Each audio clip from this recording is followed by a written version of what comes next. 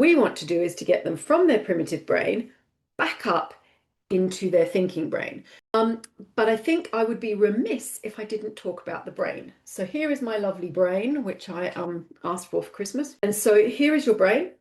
And when your children are displaying their big emotions, they are coming from down here next to the brain stem, which is your primitive brain.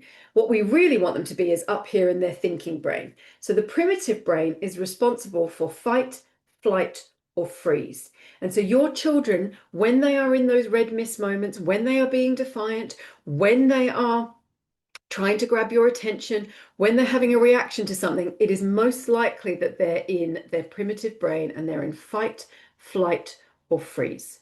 What we want to do is to get them from their primitive brain back up into their thinking brain. So dealing with your children, other than offering them a hug, making sure they are safe, using some regulation tools to get them to calm down, this is not the time when they're in their primitive brain to give them a shouting, I was going to say exercise, but that's not right, to shout at them, to lecture them, to list all the things that are going wrong in life.